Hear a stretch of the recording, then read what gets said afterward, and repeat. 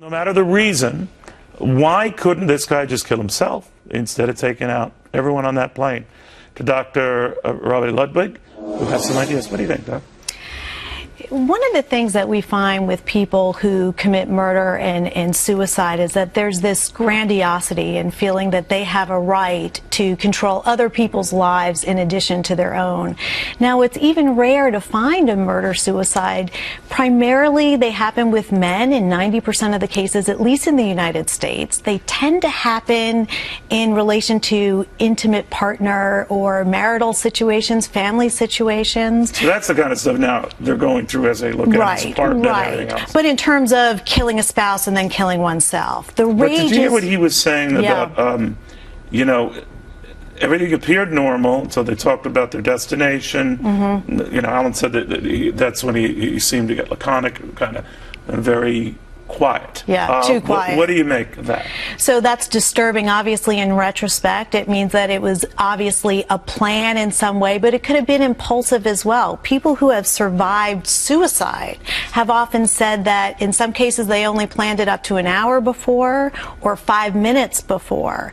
But the person who's in this state doesn't really care about anybody else. So they just kind of sense that their life is over and they're going to take other people down. There's a desire to kill, to be killed, and to die. But you know what it's doing to passengers already. We're always so concerned looking around in the plane at fellow passengers. Who looks curious? Right. We generally think the guys in the cockpit are all right. It's disturbing, it's scary, but the truth of the matter is, even though we like to think we can predict these kind of events, we can't always predict it, especially when it's very, very rare. But hopefully we'll learn more information about this man's background so that it can help us moving into the future. But, you know, how Doctor, I've heard from people already say we have these standards on you can't leave the cockpit, even though I've seen cases where they do, whether it's 2 or 3 or in the cockpit. I've seen it. And I don't fault that. I'm not making a damning statement here. We don't strictly adhere to that. Having said that, we don't have a lot of the incidents we've seen lately happening abroad. And it's going to give some people pause about traveling abroad.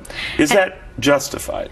Well, it's understandable, and perhaps we need to make these standards a bit more universal since it protects the passengers. And companies are certainly going to want to take this into consideration. We need to do whatever we can to make sure that passengers are safe, and companies are going to want to ensure the safety of passengers as well. It's good business after all.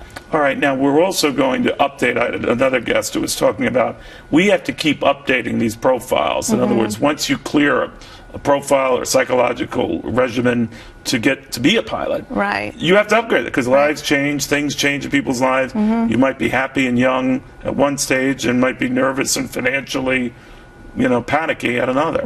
So, I mean, I like that idea. I like the idea if a coworker sees something, to say something. But you also have to remember the scary truth is if somebody wants to commit suicide and they don't want anyone to know, there are ways to hide that. And we did not really know that before. We always used to assume. Why can't they just kill themselves then? There's so much rage that just killing the self is not enough. So there's a desire or a feeling of vengeance. You don't deserve to live, or you don't matter. You know, one wonders if he had a huge emotional arousal state that he needed to act on, and he found a way. So there's probably anger besides. There's huge anger. He needed to kind of nullify the feeling, and the plane was the way to end his life, and it happened all very fast. Amen. And I'm thinking all those victims' families who now know that their loved ones were murdered. It's very upsetting, very disturbing. Doctor, thank you very much. You always help us make sense of the craziness here.